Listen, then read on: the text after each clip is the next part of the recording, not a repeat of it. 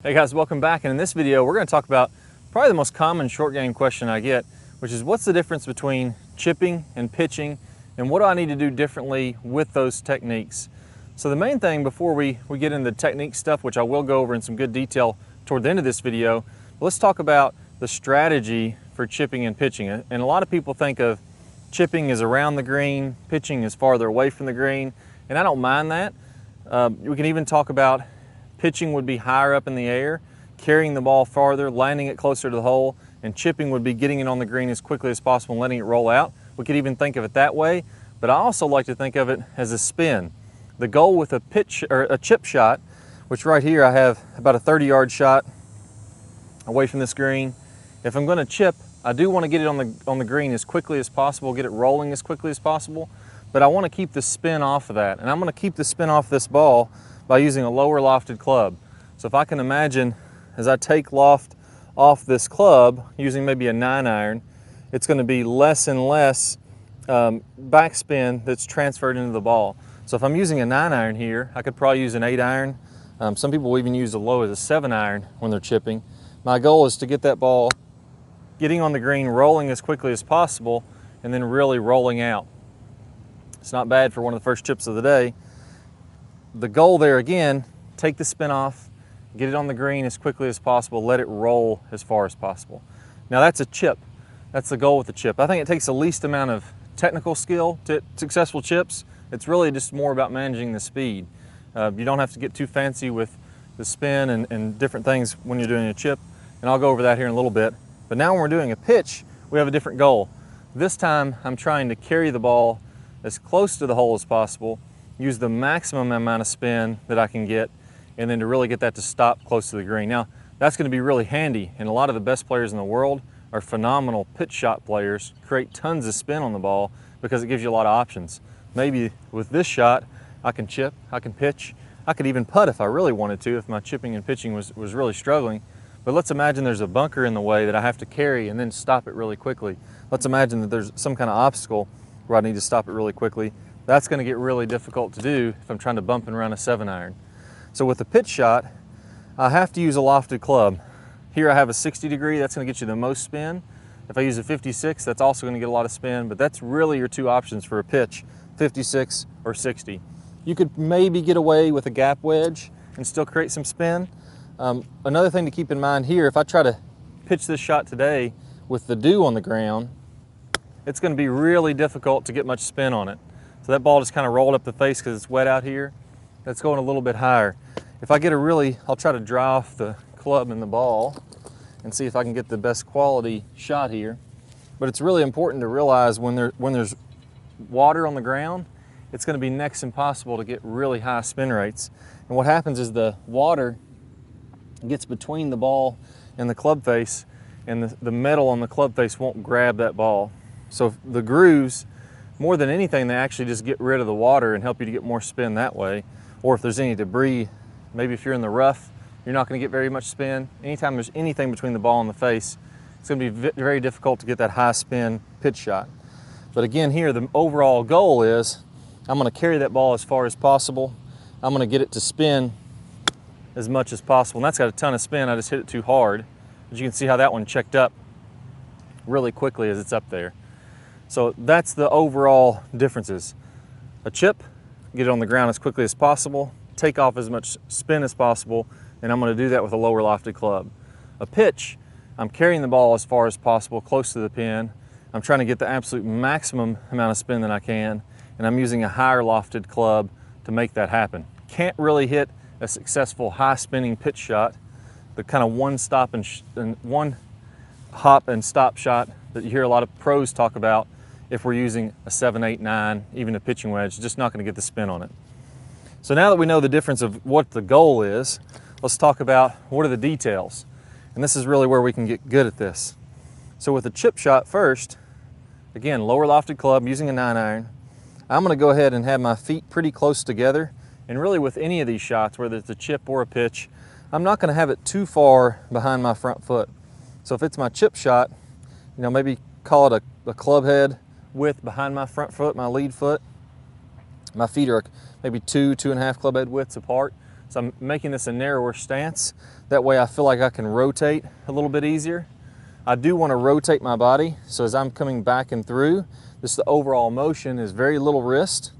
I have a little bit of forward shaft lean to take the loft off, and then from there, I'm going to rotate my body back and through. You'll notice my knees start to pivot around as I come into my follow through. With this shot, I'm not going to get a whole lot of wrist set in the backswing. So I'm not going to get a lot of wrist action. I'm not trying to get a lot of speed and zip at the bottom of the swing. I'm actually trying to take that speed away, get the spin off the shot. And as I come on through, I think one of the most important things is I want to keep this nice and flat. As you get into more advanced pitch shot techniques, so not chip but pitch, then you could start to fold up that wrist, but I think that brings in some inconsistency. You got to be really good with your hands, practice a lot to get good at that. What I want to do is make things as easy as possible so they're kind of bulletproof when the pressure gets on. And if I can keep that left wrist nice and flat as I'm doing that and let that pivot around, finish here, then that's going to make things a lot easier. I don't have to get, because of a lower lofted club, I don't have to get a ton of forward shaft lean because it's already got low loft on it. I'm just thinking about letting that club, or the bounce of the club, kind of skip on the turf right where the ball is, and I'm just staying nice and soft with my hands. So it's okay to get a tiny bit of wrist set. I can do this a little bit, but I just don't want to get all kinds of it. I don't need it when I'm just getting this ball to roll. So it's almost a little bit like a putting stroke. The only major difference with a putting stroke versus this is that my knees are going to pivot. In a putting stroke, I'm going to stay really still with my lower body, and I'm going to go like this. My knees aren't going to move. With this chip shot, I'm going to let my knees pivot a little bit, and that's going to allow me to rotate on through. That's going to keep my wrist from breaking down. If my knees don't pivot and I try to swing through, my wrist is going to break down. If my knees pivot, now my body, my hips, my torso, my arms, my hands, everything's working together as a unit, and that's allowing that to stay very nice and connected in there. So if I do those things, it's going to make it very easy to get that clean contact and get the ball rolling, well. So last thing here, I'm going to favor my left side. I'm probably going to have about 60% of my weight on my left side, and I'm going to feel like I keep it there the entire time. In reality, there is a little bit of weight shift, but I don't think that's the feeling that you're going to have when you're out there. You're just going to feel like it's on the left side the entire time. So to recap, feet closer together, weights on the left side, ball is maybe a club head width or so behind my lead foot. If I was to widen my stance, so if my feet are close together, that's a great ball position, because now it's kind of centered over my sternum, and my sternum is just staying over top of the ball the entire time. If I was to have a wider stance like this, that would be too far forward, because now my sternum is back here. I want to keep the middle of my body over the ball and just rotate back and through as I'm hitting the shot. So that's my ball position. Using a low lofted club, a little bit of forward shaft lean is fine. Let those knees pivot, and let's finish with this nice flat left wrist. So let's get that ball to roll as quickly as possible and get it on the green to where just make things easy. So that's the lowest technique shot, so you don't have to have tons of skill and technique to make that happen. All you got to do is just keep things simple, back and through, get that ball on the ground and run. Now with the pitch shot, I need a little bit more skill, because to get that spin, some things have to happen really well. To take spin off, you really don't have to do anything special. You just don't mess anything up, just let it rotate back and through. But to get spin on the shot, I need to have a really good angle on this club face. I need to have a really good bite between the club face and the ball, and I really have to create a lot of speed here at impact, but use a high enough lofted club to where it doesn't go so far.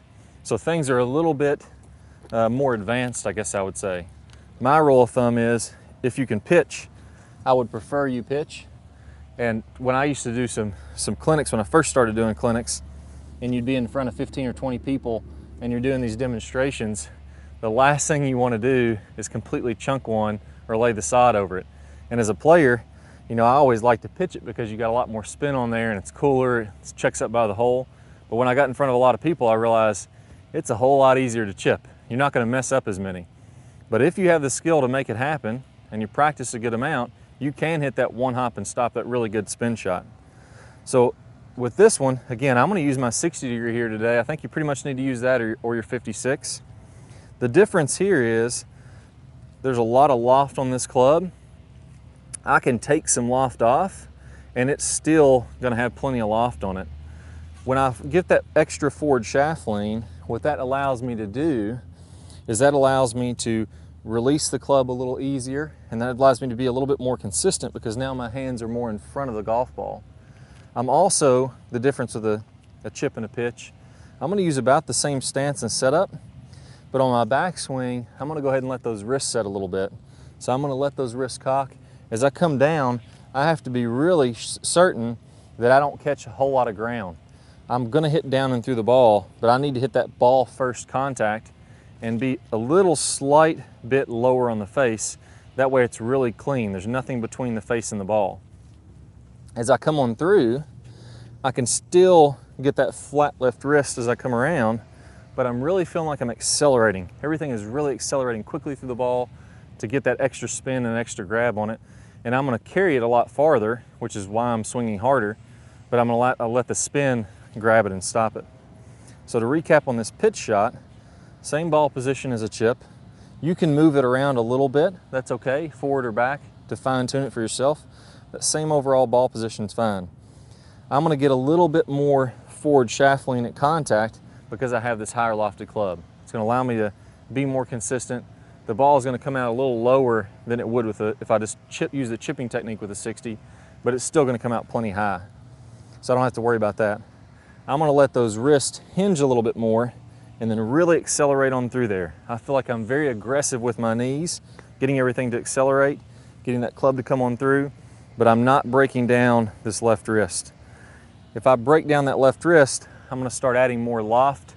The ball will go higher, but it won't spin as much when I do that. It'll be more of a flop shot, not a full-on flop, but it'll just be kind of a lofted. This shot is going to be lower with more spin to stop it. So that's the things I'm focusing on. So let me go ahead and try a few here, see if I can get some clean contact even though the ground's a little bit wet. We'll see if we can get them to bite a little bit more. That one I just need to be a little bit more aggressive with to get the spin on there. We'll see if I can get one setting up to where I don't get any water between the club face and the ball, and we'll be able to get it to grab slightly more. But notice when we landed those first shots, we're probably on the front third of the green, or the front third if we broke it into quadrants from the flag to the front edge. Front third, middle third, back third. I'm going to land these almost to the back third, really aggressive through there, and you're going to notice they're going to spin a decent amount. That was a great one there, all the way to the back third, and then you saw that really checked up a lot. So again, the difference there, setting my wrist a little bit more, I'm much more aggressive. I'm really trying to come down and be aggressive through that ball, generate a lot of speed. I'm letting the loft on the club get the spin for me, even though I'm de-lofting it. That forward shaft lean allows you to get that perfect angle with your club face to get the spin, plus it gives you more consistency because now my hands are leading and they're in front. And then lastly, I'm going to make sure that everything as it comes around, that still stays nice and flat. That way I can be consistent. So hopefully that helped out a lot and you guys got tons of good information from that. Best of luck, work on those chips and those pitches. I'll see y'all soon.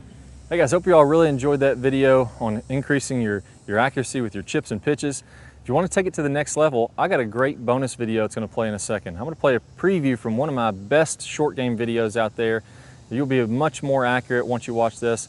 That's going to pop up in just a second. Just go ahead and click the iCard. It's going to pop up in your screen. That's going to get you instant access to that video. Plus you're going to get 5 bonus videos from the Top Speed Golf system. Best of luck, and I'll see you in that short game video.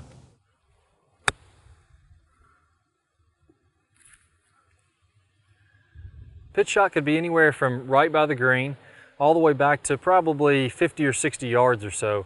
And that's what you're going to want to do when you want to get a little bit more spin and get the ball a little bit more up in the air. We're going to go ahead and let the wrist set a little bit more, have a little bit more club action, get the ball to go a little higher in the air with a little bit more spin. So let me go ahead and describe what is a good pitch shot so that you know what you're really going for. I think we got to start from there, start from contact. So as I make contact, I want to be coming in very shallow to the ground.